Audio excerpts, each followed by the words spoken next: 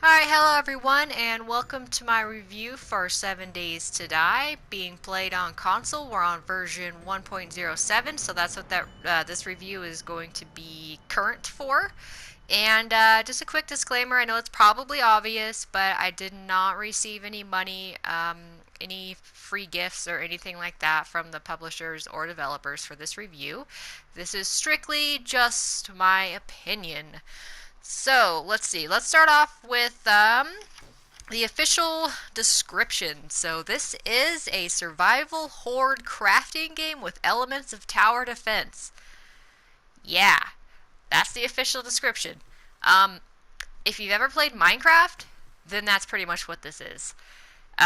This game is a building, a crafting, survival. I guess the tower defense would come in where every 7 days you kind of get bombarded by a horde of zombies, so you have to build up your base and hope that it can withstand the 7 day horde.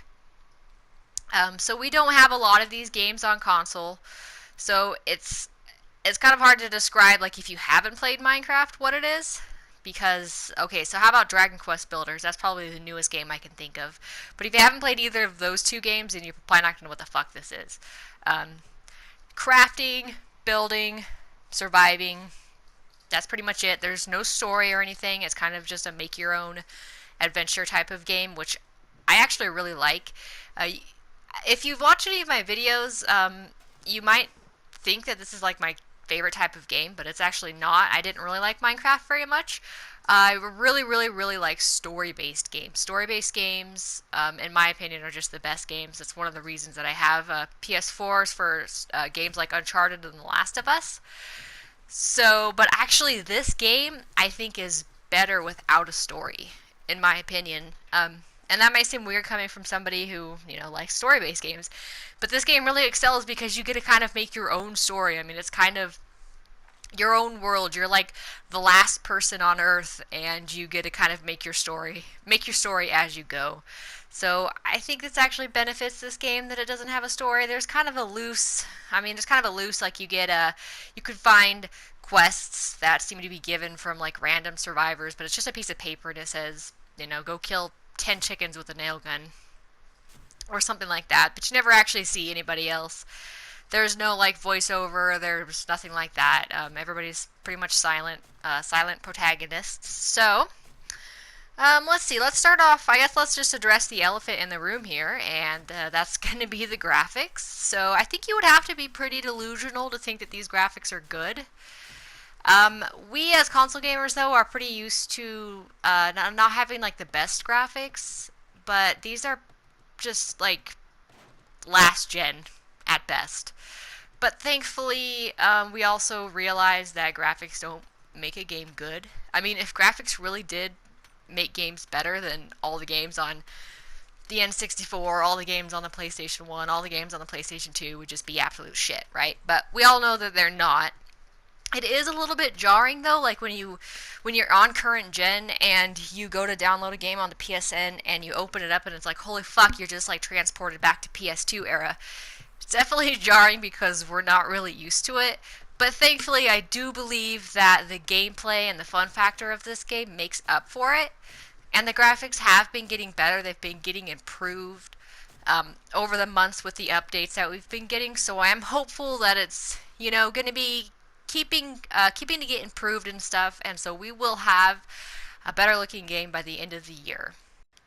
So I do think that the gameplay makes up for the graphics, and so the main premise of the game is you're pretty much dropped into this world with not even the clothes on your back, and you have to gather resources and you have to craft tools and weapons and clothes, and it's a little bit more in depth than Minecraft. You have to monitor your food levels and your water levels and your heat levels and lots and lots of stuff that you have to manage. And there's just so much stuff that you can craft. It's really awesome, the amount of stuff that you can make in this game.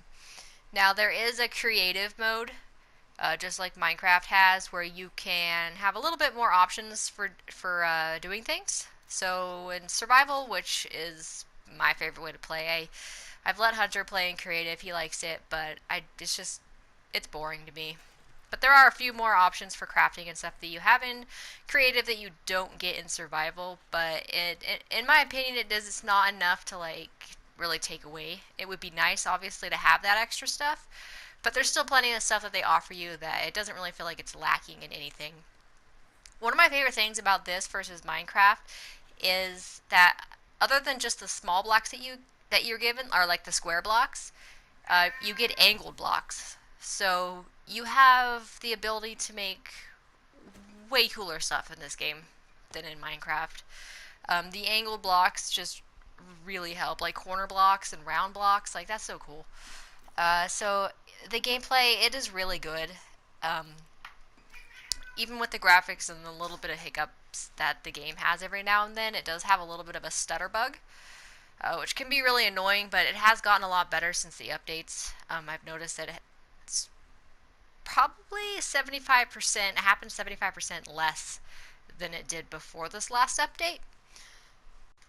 So actually, to me, the most annoying part of the stutter bug is when you're trying to navigate menus. The navigation in the menus is freaking annoying.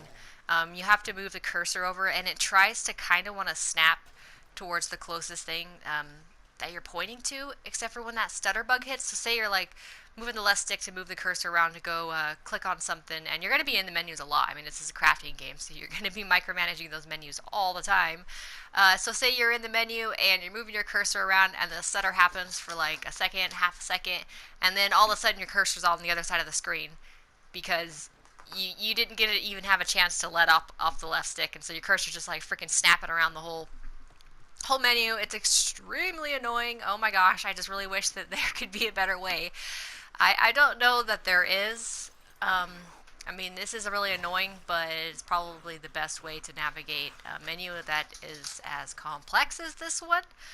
Let's not forget that this was a PC game, has been a PC game for a while, so you kind of have to deal with these things.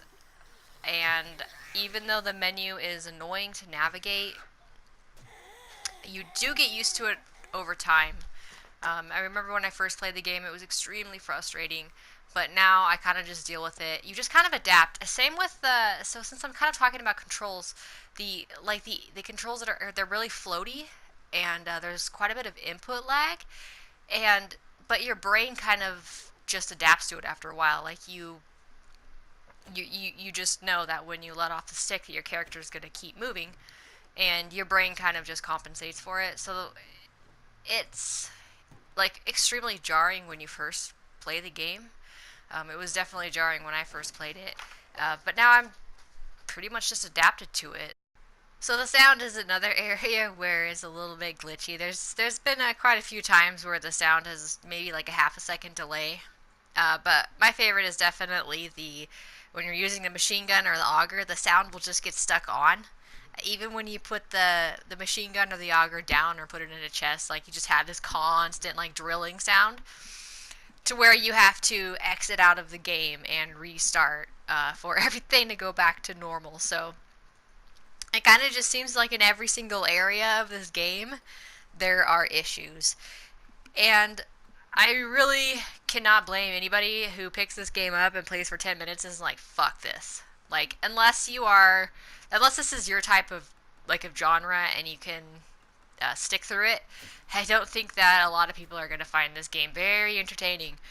And honestly, the only reason I bought this game was because I was so tired of playing Minecraft with my kid that I was literally ready to like gouge my eyes out.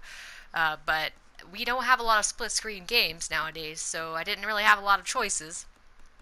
So I saw this, and I saw that it was a crafting game. It looked like something I could actually get into. And split screen, oh my god, we don't get that very often.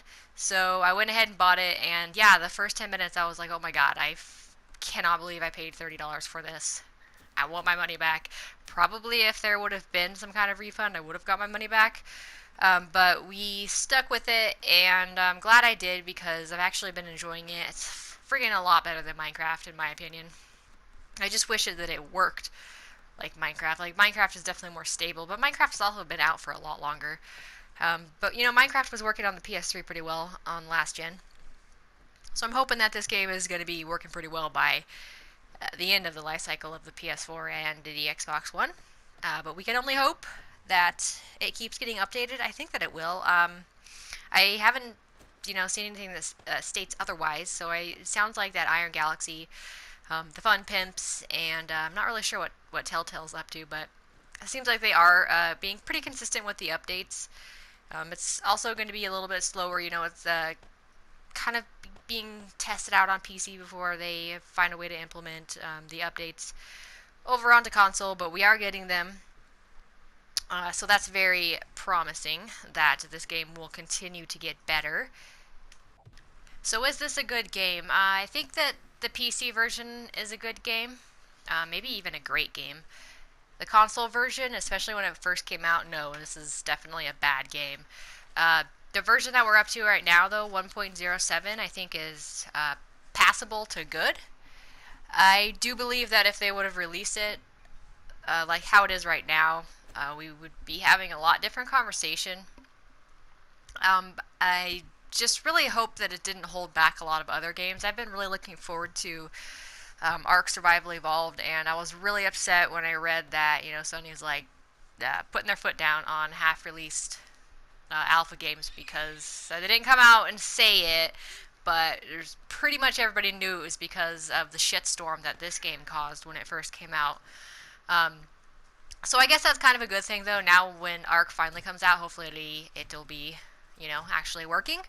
But I do think, and I'm going to stand by it, that games need to work when they first come out. And if they don't, then everybody should quit getting all friggin' butthurt because you put out a shitty game, it's your fault. Like, just fix it before you put it out. So I absolutely agree. I think IGN gave this game a 4 out of 10 when that came out. Yeah, I definitely agree with that. I think that's pretty solid. But right now, I say that this game, in my opinion, should get a 6 out of 10. I think it's good. I think it has a lot of potential. There's just so much potential. And I think it could work its way all the way up to like a 7 or 8. I don't know if it'll ever be like a 9 or a 10. I don't know if that's even possible, honestly. Maybe on whatever the next gen consoles are. And maybe it could finally get there. Like, the potential could be realized. But as it is right now, I think if you're a fan of this type of game, like, absolutely you should check this game out. If you are not, then, yeah, avoid this game like the plague, basically. There's plenty of other things to play, but for people who don't have these types of games, like these voxelized games, then yeah, there's not a lot to choose from. So my opinion right now, I did play a little bit of Dragon Quest Builders, so I can't say too much about that game. That game, the little bit that I played, actually, I really enjoyed it. It was fun. But as far as like, because that's kind of like a toned down building game. No, this is like full-fledged building. I think this one is the best right now that we have on console. So I would definitely recommend checking it out. It is thankfully not a full price game, so that is the one real big thing that this game has going for it. I mean, they're not charging you $60 for it, at least. Like, that would be a really big dick move to do. So at least they're not doing that. So that's gonna do it for me today, guys. Like I said, this is pretty unofficial, just kind of me rambling about this game and like my own opinion, like I had said before. So I will talk at you guys whenever I decide what the fuck I'm gonna do next. See ya.